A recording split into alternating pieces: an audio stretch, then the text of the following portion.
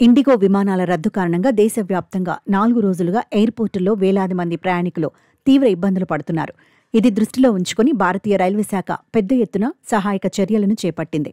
విమాన ప్రయాణికులకు ప్రత్యామ్నాయ మెరుగైన ప్రయాణ వసతి కల్పించే లక్ష్యంతో రైల్వే శాఖ దేశవ్యాప్తంగా మొత్తం 37 రైళ్లకు అదనంగా 116 కోచ్లను జోడించింది. దీని ద్వారా 114 కంటే ఎక్కువ అదనపు ట్రిప్లను నడుపుతున్నట్లు ప్రకటించింది.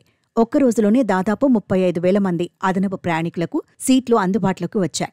ముంబై, న్యూఢిల్లీ, పూణే, బెంగళూరు, అహ్మదాబాద్, ఢిల్లీ వంటి అత్యంత రద్దీ మార్గాల్లో ప్రయాణికుల డిమాండ్ను తీర్చడానికి ప్రత్యేక సూపర్ఫాస్ట్ రైళ్లను కూడా నడపాలని రైల్వే శాఖ ప్రకటించింది. అంతేకాకుండా దక్షిణ, ఉత్తర, పశ్చిమ రైల్వే జోన్లో తమ పరిధిలోని రాజధాని, సూపర్ఫాస్ట్ వంటి ముఖ్యమైన రైళ్లలో ఏసీ, స్లీపర్ కోచ్లను తాత్కాలికంగా పెంచాయి. మరోవైపు ఈ విమానయాన సంక్షోభానికి కారణాలపై పౌర విమానయాన మంత్రిత్వ శాఖ ఉన్నతస్థాయి విచారణకు ఆదేశించింది. ప్రస్తుతం విమాన సర్వీసులు ఇంకా పూర్తిగా చక్కబడని నేపథ్యంలో ప్రయాణికులు రైల్వే సేవలను ఉపయోగించుకుని తమ గమ్యస్థానాలకు చేరుకోవడానికి రైల్వే శాఖ చేసిన ఈ ఏర్పాట్లు ఎంతో ఉపశమనాన్ని ఇస్తున్నాయి.